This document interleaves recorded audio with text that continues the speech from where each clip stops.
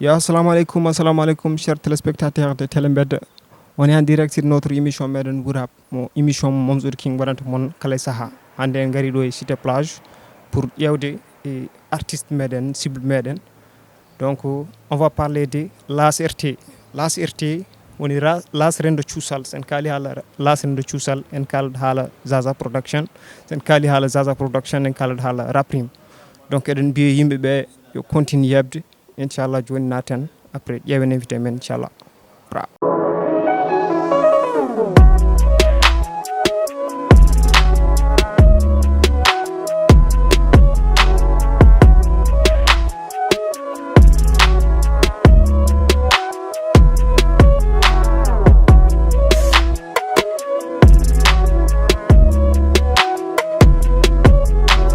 Donc ma en ngabbu dow après ƴeewen koye Zaza Production gonɗon, donc ça veut dire que ma en jiiɗo décoration ngaji ha ganden vraiment arne wuura ɗo en ma en ɓennu nder pour ƴewde cible men. Yo. Yep. Assalamu alaikum. Ouais, ça va? Mr. Las. Tranquille. On est Las mo rendo Chousal. Yes, I. C'est comment? Ça va bien? Ɗo gurɗon quoi? Tranquille, non, ɗo min goni. Sa nani Zaza Production ko ɗo quoi. So wi ko rappiruji mofti kalis fof cala ɗon quoi. Non, kalis ɗum ɗon jiita ɗon somi ko heewi taw wona rap tan quoi. Donc en gas wonde sen mbi Las Rendo Chousal taw ko kañum woni ɗo avant en puɗɗo eɗen goɗɗoya Las Rendo Chousal calmina yeɓoɓe Telembed. Assalamu alaikum la famille, on calminama onon fof, on beltanama moƴƴere kadi on mbiyama yon jokku golle, yon continue yebde e partage uji, yon ballodira yimɓeɓe et puis mi salminimon no feewi marhaba. Donc Las Rendo Chousal o salminimon no feewi e caggal ɗum en gari ɗo e Zaza Production, mais avant eɗen goɗɗoya ma en namdo Las, holde Las fuɗɗe musique, holno musique arde Las. Oui, assalamu alaikum. O woni Las Rendo Chousal, Las mo RT, Las mo chitari rappé. Donc puɗɗimi rap mino ko gila 2011 min gonno ko de min e membre am witino ko Amadou Sampolel, on joni woppi. Amadou Sampolel. Amadou Sampolel walla mbiya du wonde foti wonde ñaɗɗo. wallahi ndeysan on waɗanno hen ko wedda. On minen mbaddanno rap, min puɗɗi ko satar kanko ni adino kam rap o rappine seeɗa, mais caggal ɗum gam minen bokkidi cours o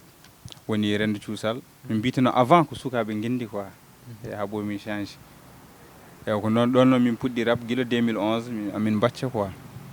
a faami ha yettiɗo instant noon nde woni 2015 en 16 en kanko woppoy quoi, donc min o continue hen. Oui, en 2013 min participe Assalamu alaikum festival, min jeehi ha final min caami quoi. Camɗon. E après mbattu walla cammin ɗon. non min caami min cammina final, mais nden wodno ko witen waɗi premium gagnant et deuxième gagnant quoi. Donc deuxième o ko minen ɓurno hewde yimɓe ko en fait wonno vote nden ɓurde hewde yimɓe, première partie deuxième partie minen ɓurno hewde yimɓe, nden ƴettino ɗum ko toña fiya quoi. Pour keɓen son waɗen ni micro. A faami. Ew en 2014 min garti min ƴetti ɗum quoi, ƴettum ɗon hankadi mission ngaji ɗi puɗɗi tiyaɗum voyage hen mbaɗen affaire uji kewɗi quoi ha yettiɗo wallahi. Donc caggal ɗum avant eɗen natte o gaka donc seeɗa ko woppini membre ma o rap kanko ko o woppu rap tan walla ko ya souci gonɗon? Non, y a pas de souci, ha jusqu'à présent minen gondi minen bokkiti, kanko adnimo woppi ɗum tan ko jinnaɓe gasi affaire uji famille tan ɓe mbimi yo woppu ɓe ɗino ɓe ɓooyi rewdema finalement o filli tan woppi quoi, mais ko affaire uji famille tan kanko hoorema ko ni o yiɗano woppude, ma taw ɗofti konngol jinnaɗo tan o woppi. On firti ha joni mon caggal mo duusa kanko minen gondi ha joni presque aɗa wawi wiide noon omon caggal omo duusa. Oui, mais aɗa andi saaha o yeehi yimɓeɓe mawni, kanko déjà o réussi omo occupé famille makko mbimi so resde ha joni, donc tout le temps aɗen min jindira par ce que guila ko addi amin rappa ko wonko woni hakkude min quoi, est ce que faami guila nden noon amin jiiɗa ha joni noon ko natti rappude ko amin jahadira amin jiyodira amin jota e dow et tout ça, mais domaine hip hop o kanko ɓe mbi o daɗimo par ce que o réussi. Non ɗum ɗon onon côté o daɗi kam hen quoi, mais haydara parce que c'est un ami d'enfance et tout ça faami ko ɗum ɗon quoi. Donc ɗum woni min pelliti mi jokkitmi carrière à solo quoi. Donc ko wona ɗum ɗon sen garti e haala assalamu aleykum e festival o, donc a haali noon participi on garino ha final 2013 mbiɗa e toña fiya kañum ƴetti donc en calminimo de passage toña fiya en mbimo big up to my brother caggal ɗum est ce que rokkima courage pour continde annen kadi walla ko ɗon tan kaɗa min o mbinomi en 2013 wallahi nde mi ƴettani ɗum de min hooram mi haawe kawma mi ƴettani est ce que fami mbinomi noon wallahi année prochaine somi ƴettani ɗum ko wiite rap mi pari hen et puis ko noon fonnoyam mbinomi 2014 somi ƴettani ɗum ko wiite rap parce que somi faami mbiɗa ko talent ma mo gadduɗa 2013 o ça veut dire que ala ɓurɗom mérite wallahi ko noon mbinomi quoi mbiɗa wanno confiance hoorema 100% mais micro o jamfi ko mbiyata ko par ce que Lamine Kane ɗo somo yeeɓami kanko change ɗo micro mbiɗa rap o change micro am en même temps mbiɗa rap par ce que mino montuno première position micro mo tottuno kam avant on famɗi volume mo tottimi deuxiéme mo réglage volume o ɓurti piimi rek nde ko volume o ɓurti ko affaire waɗi contre temps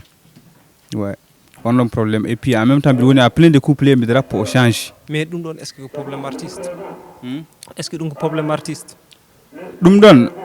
d'une façon min e yiyandamino probléme technicien ji quoi wona probléme artiste o par ce que normalement so artiste yi ha monti dow chaîne rap est ce que fami fuɗɗima commencé et puis ko live avec orchestre est ce que fami kamɓe ponno réglude micro ji foof guila dès au départ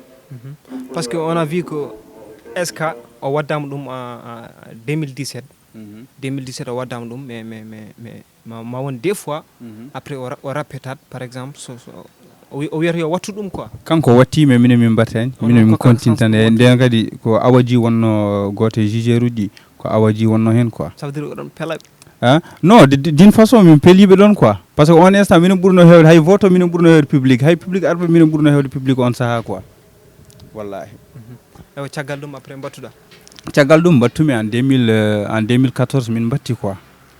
a faami après ƴettumi ɗum wa 2014 ewa caggal nde ƴettuɗa ɗum holko ari holko keɓɗa caggal nde ƴettuɗa ɗum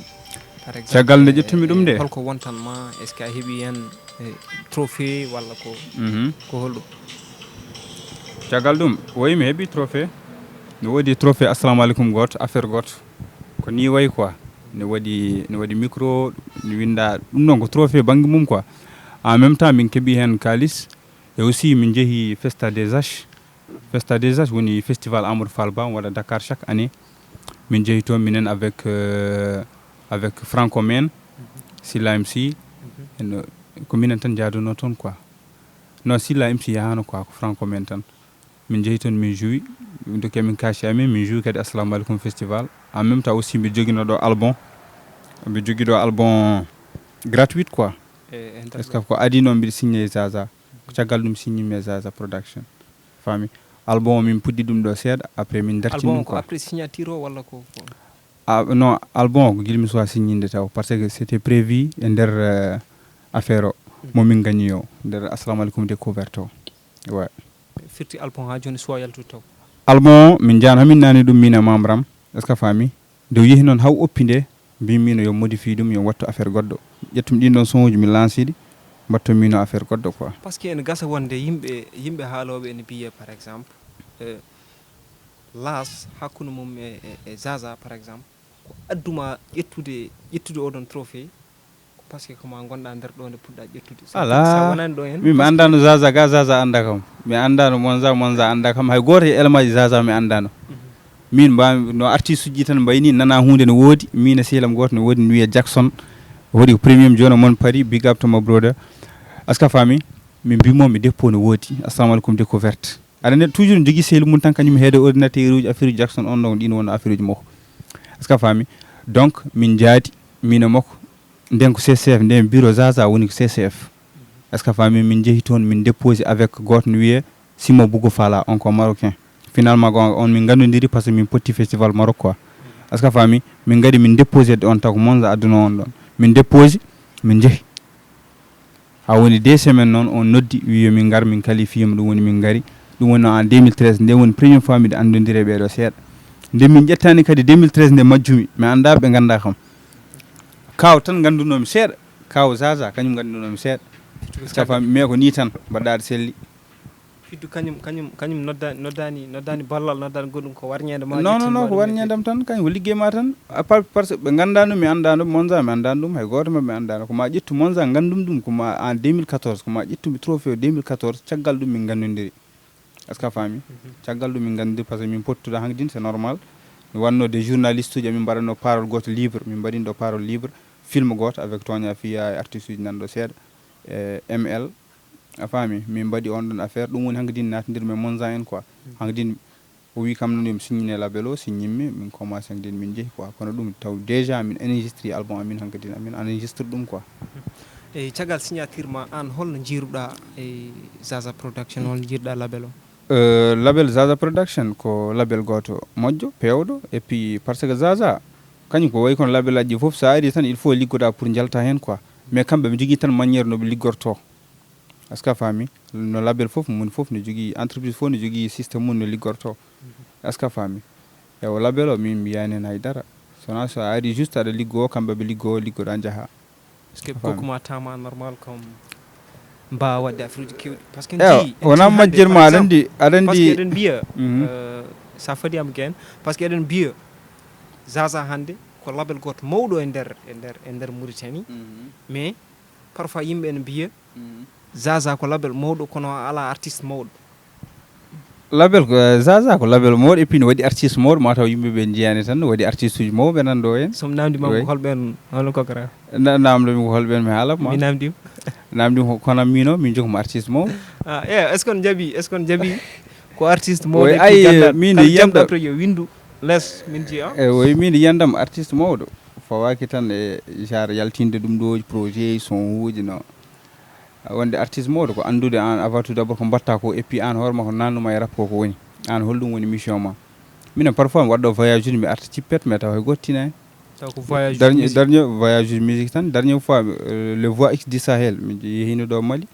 anani mami holle vidéo ni mi yehino ɗo Mali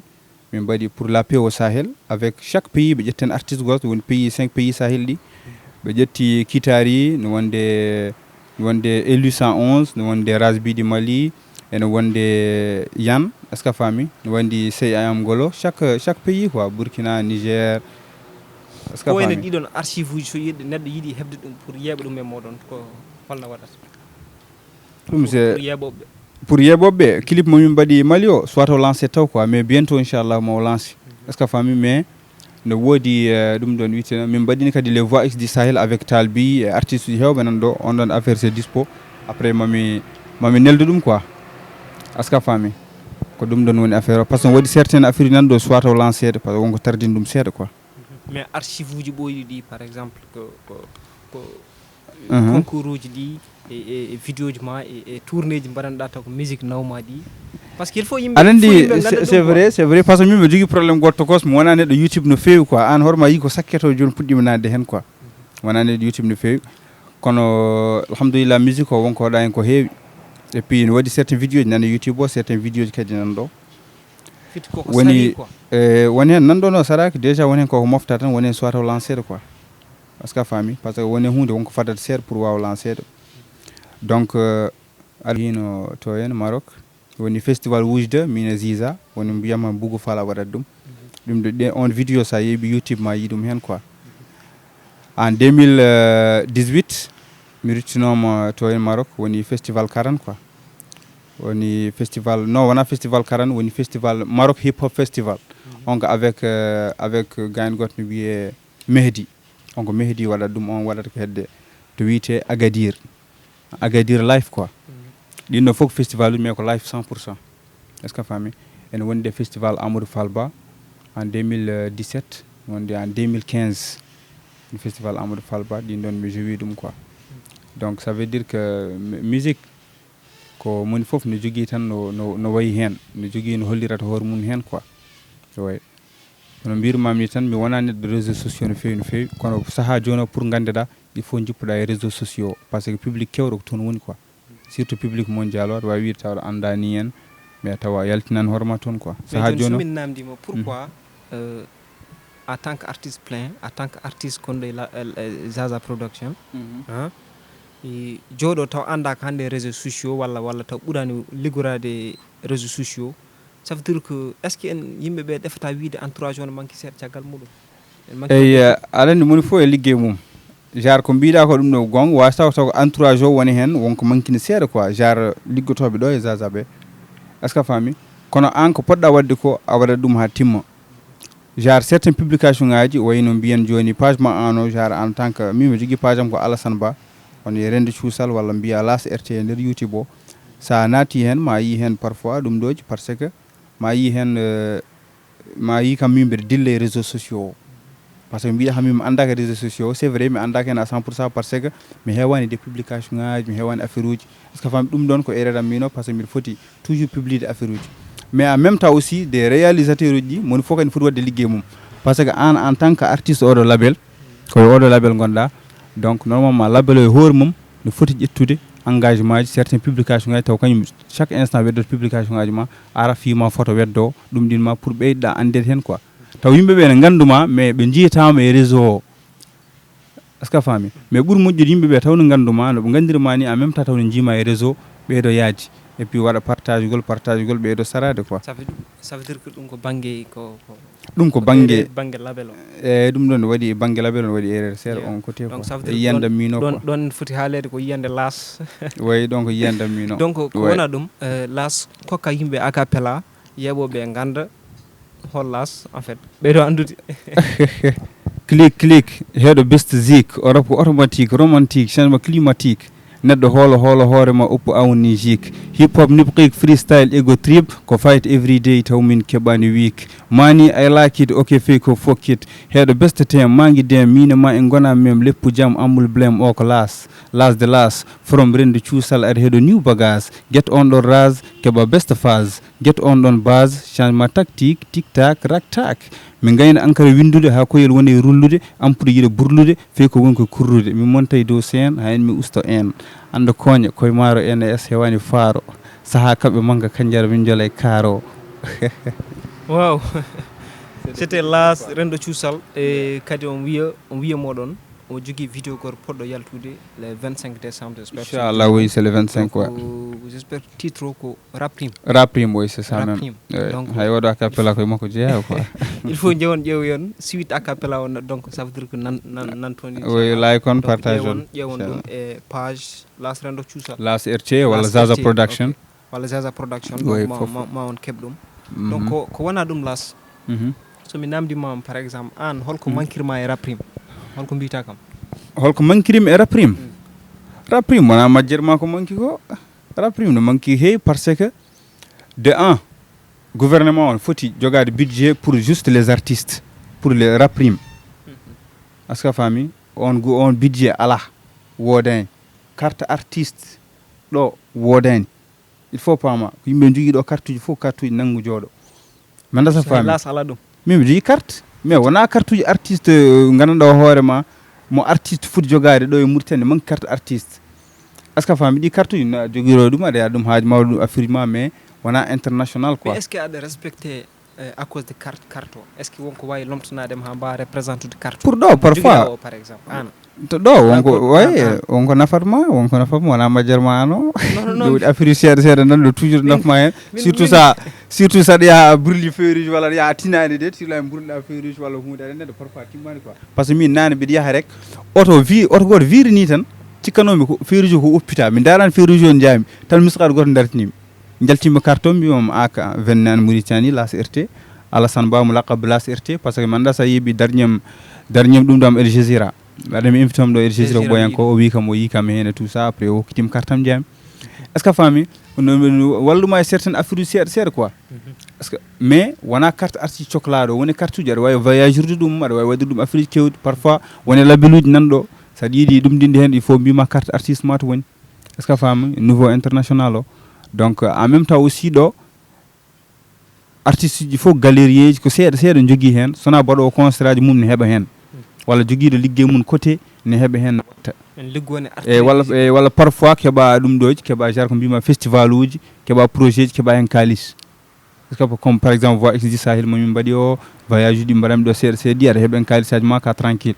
ko ɗum ɗon tan quoi walla festival à part ɗum ɗon ko mbaɗanta musique o pour extrêmement ko concert aji ma tan affaire uji ma est ce que fami ɗum ɗon ne muusi seeɗa quoi mais normalement laamu ngu hoore mun foti ko andude artiste uji nan ɗo rappeur uji waɗoɓe rap waɗoɓe hip hop nan ɗo quoi go fof heɓa ko foti hebde ko est ce que fami hay concert sa waɗi haysino neɗɗo goto yalta neɗɗo goto natani hen taw jawdi ma an dépendaki yimɓeɓe est ce que fami taw juste aɗa yiiɗi wadde concert aɗa yiya laamu cinnanma kayit mbaɗa concert ma yimɓe gari garani an déjà ko poɗɗa heɓde ko a heeɓi ɗum déjà mi dasa fami ɗum woni amin joguino association goto woni Wuur rap an hormani en nan hen goɗɗo e goɗɗo nan ɗon quoi donc ɗum ɗo fof ko pour yidde yo rappeur uji yo paam laamu ngu hormum yo paam rappeur uji yo keɓ carte artiste yo mbattu yoɓere yo dokke hakke mumen ha timma par ce que sa ƴeewi ɗo joni waɗoɓe guiwɓe ɓen ɓuuri yimɓe hewɓe kayla temɓe toujours kadi kalisaji so gari ko hedde mabɓe jahata e waɗani ɗum ɗon wona lawol quoi mais raprim eɗen jogui par exemple sen kaali haala raprim eɗen jogui sen naate daba raprim eɗen jogui probléme goto wonde sen noddi yimɓeɓe e combat par exemple gare kaɓon ɓen ɗum ɗo ma won hen dariɓe wiye par exemple kañumen nototako par ce que ko même personnage ha jon ko yesso woto wonɗo ene nodda yimɓe et puis wontat ko funti ko saabi ɗum ɗon par exemple aɗani neɗɗo woto jaɓ funtede kono saaha kadi aɗa salo puntede punteɗa tawa tinnani ka puntaɗo man dasa famidem ko mais de toute façon neɗɗo no wawi wade foof sa noddama e rendo aɗa foti notade rendo ngo ha ganda rendo ngo ko haalata et puis mbasa jabde jiiɓade mbasa kadi yawde jiiɓade par ce que il faut concentre ɗa ha paama ko yahata koko woni par exemple jomi mi noddi yimɓe rendo yimɓeɓe so notima ne moƴƴi par ce que teddugal dasitake rondete mais soɓe notima il faut kadi ɓe eto famde min ko kalam koko woni bit mo joguimo yiyandamde ko woni waɗa ƴeew neɗɗo o ƴewata ko ligguey mo yimɓe goni e dow mum o enen fof liggotto liggoy goto bokkide liggey goto yimɓe essaye yaade par ce que ɓe mbima sapal mbima lehmiya taqlabi suba ɗiɗo mbawi goto tata cippirta sa rendini leɗɗe kewɗe a waɗini pour kela ɗumen ko probléme e leggel gotel sa waɗini tan helat quoi donc dental woni foof so yimɓeɓe denti essaye yewtidde pamodiri ay son mo jaltinama e raprimo mbiɗa haala hen woni affaire uji quoi yimɓeɓe toujours so mbaɗi réunion ji waɗat haalullaji waɗa ko ɗum ɗon moƴƴani quoi yo goto bawɗo ande oɗo nin ne wawi o ardine o toppito affaire o yimɓe foof waɗa adjoint waɗa kadia yimɓeɓe jaaha hen est ce que fami ƴeewen affaire o to yettoto to haalata et puis gardinaɗo o kadi anda ko gardinaɗo est ce que fami wona kanko ardina hoore makko anda kadi no yarata hen yimɓeɓe mbawa développade quoi par ce que kala mo jiiɗa ɗo ko seeɗa seeɗa jogui mais seeɗa o so rente seeɗa mo goɗɗo jogui o heewat yimɓe mbawa wadde hunde quoi à part ɗum ɗon an aɗa ɗandi quoi min joni ça fait joni mi anda combien des années mbiɗa rappa min ɓooyi rappude de 2011 ha joni natti wonde ni tan de natti wonde 2 jours 3 jours an walla 2 ans affaire wona tan ko yaade mais toujours a yiiɗa heddade même situation aɗa yiiɗi hebde hunde mais ɗum taw koye rappo keɓɗa ɗum ɗum neni a faami ko ɗum ɗo woni affaire o quoi donc ko wona ɗum e sen garti e projet ji las rendo cuusal e las rendo cuusal hol projet ji woni actuellement ni hol projet ji mon joguimi pour l' instant a yii mbiɗen sorti oɗo clip en même temps mbi jogui clip am goɗɗo kadi mo potmi yaltinde wiyete ko one mic est ce que fami mi jogui son goɗɗo mbi wiyete ko guiɗo ko mawmono muñowo woni mbiɗa yiiloma est ce que fami on mbaɗam ɗum ko yimɓe yiɗɓe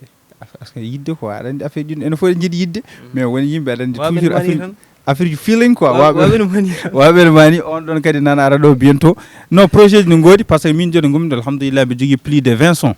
nan fof ko parɗi ene jooɗi fof ko parɗi alhamdulillah ene jooɗi quoi donc album mo ɗaminɗa ɗo public o j' espére que a ñammini noppi mabɓe ɗi album non album o suwani heddi taw avant album o ne waɗi cengle poɗɗe yaltude est ce que fami cengle ɗe to jalti après album o ara quoi par ce que album aɗane dow mum walla soit ga fuɗɗanade ɗum ɗo album non son uji mum no goodi album son uji mum no goodi mais ay album kala année ɗo ari il faut kestitina hunde quoi mi dasa famji famidem ko ewo waɗin saha goto mi ɗeesi yaltin ɗum ha ɓoye mbimi non c'est pas le moment quoi yomi fat seeɗa par ce que il faut ƴeewa an hoorema to position ma to woni avant tout d' abord ƴeewa kadi public ma to tolni est ce que fami ha ganda vraiment ni wonko joguiɗa aɗa joni yaltinde album gaji natti tiɗe natti wade no wano adana quoi joni aɗa wawi yaltinde album ma tan ga lançade wi ɗum ɗoji mbiyaɓe c'est disponible dans toutes les plateformes yimɓeɓe fof ɗum ne hen sa walan kadi wawi wadde hunde ko mawni est ce que fami donc pour ammino pour l' instant il faut mi yaltina genre single uji ha ɓooya quoi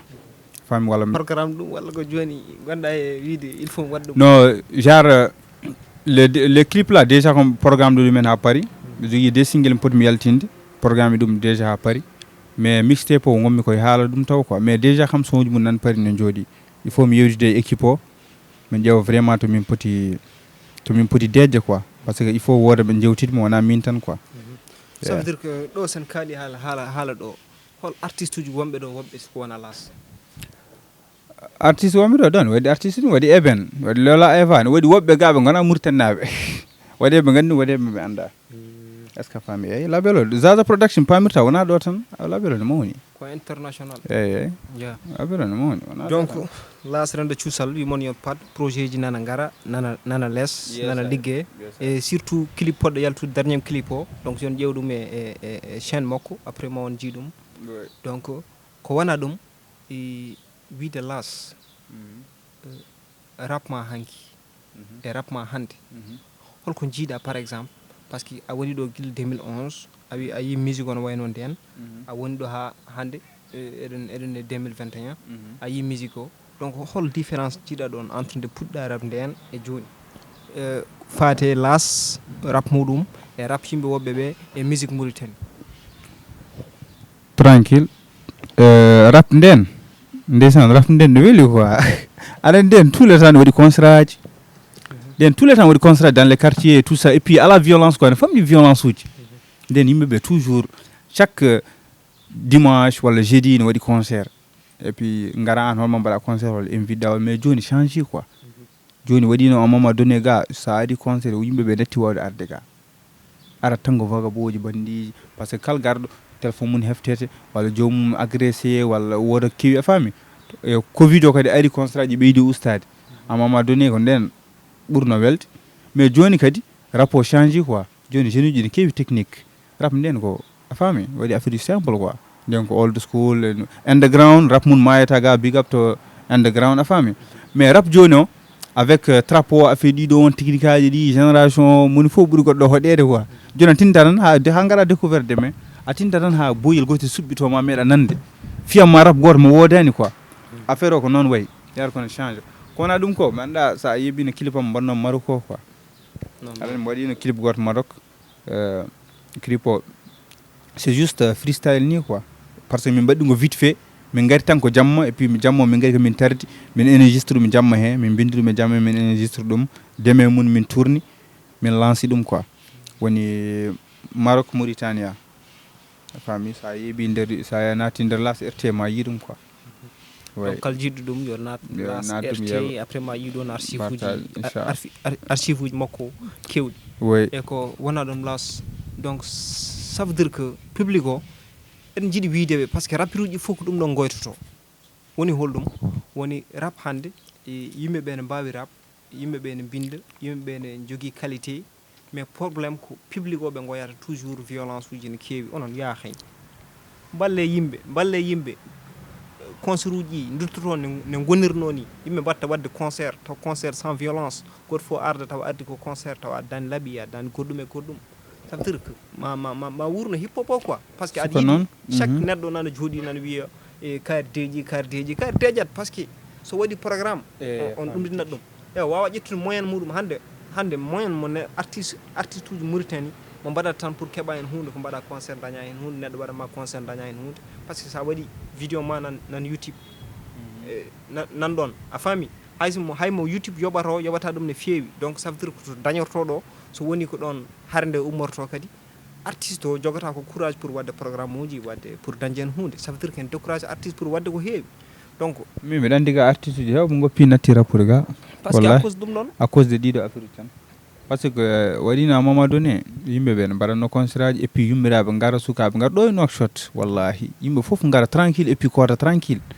kono ko sakkiti ko boni yimɓeɓe kulti yummiraɓe kadi natta yidde no sukaɓe mumen jaaha concert aji par ce que so nani concert tan cikata ko bandi sikata ewa ɗum ɗon noon ko public o wallodirata e artiste uji ɗi ko wayni ko wasa wattude ko kono min kadi min jar goto par exemple mi meeɗi yewtidde neɗɗo goto wi kam nden rap yummiraɓe ne gara public sa ari génération ngaji kewɗi ma tawɗum e nder public on wallahi concert aji mais woodi e finalement o wi kam kadi affaire goto o wi kam sa yi affaire o change kadi ene jeeya rappeur uji kan new génération pour changer ɗum ɗon an hol yiyandema hen ayi sen ƴeewi par exemple jafoɗa e concert uji RG en nden so neɗɗo participe e Jamil Tekki en so neɗɗo participe donc en yihi toon Soko Clan ma yi ton public yimmiraɓe ma yi ton ɗum ɗo mais hande en sadi ko jiita gandanɗa warma ko mbimami ko tan génération ngaji yahata kono change nden e joni woto no wiya nandino ɗum quoi wona gotum yeey nden yimɓeɓe mbaɗanno rap degge rap mais ko rap simple rap tout droit man sa faami haalullaji laptuɗe ɗin affaire uji mais joni yimɓeɓe mbiyata jomum wona oɗo mo ko argay ɓe mbi jomum change mot o manda sa faami rap technique ɓe gaddi ko affaire goɗɗo mais en même temps yimɓe hewɓe pamata ɗum à 100% est ce que fami en même temps aussi constat ji joni kewi violence uji yimɓeɓe natti wawde arde hay plein air joni sa waɗi wona ko plein air de koye bedde ko neɗɗo mais ndasa fami et puis taw jomum ko france uji ne goodi mais kulat tan oto agressé o par ce que jeeya ko organisation walla ko image artiste o ɗum ɗon jeeya ko murten heewi violence ne heewi bandiji il faut change ɗum jeeya ko organisation programme uji ko fintan way non quoi andi an joni sa yeeɓi constat ji joni caggal leydi en jomum en fof jata téléphone ngaji ni film est ce que fami ɗo joni jiita ɗum tan ko CCF ɗo hen bowal constat ji yimɓeɓe joddi téléphone a yiyat téléphone ma film tan goɗɗo ara bifto quoi mais joni ni nana fuɗɗo samorde seeɗa yimɓeɓe kadi CCF to so jam wodi ko nder so yalti bowal ɓittu caɗele wayi ko ɗum ɗon yimɓeɓe kullata quoi jomum arata kono yeeri jiyata haydara yata naata yimɓe ɗum ɗina ayi an horma yi wona majjere ma concert dib dundugis nde arno ɗon e goto yaltini laaɓi tan ni ne waɗa yimɓe fiw ayi ɗum ɗon foof ne jeeya ko hulɓinata yimɓeɓe quoi yimɓeɓe yo ndenta no fewi et puis waɗoɓe ni ɓe yo goppu koɓe mbaɗata ko ɓe tinnodira yimɓeɓe no fewi ɓe tinno kamɓe kadi e koye mabɓe quoi tinno kadi jinnaɓe mabɓe par ce que aduna o wona ni quoi min joni mi yaltini son uji am ari mbiɗa yiiɗi hollirde yimɓeɓe gaari ne jiiɗi heɗade est ce que fami fotani wadde yimɓe nan ɗon ne gara pour yidde juste heftude kaka janane walla bonnude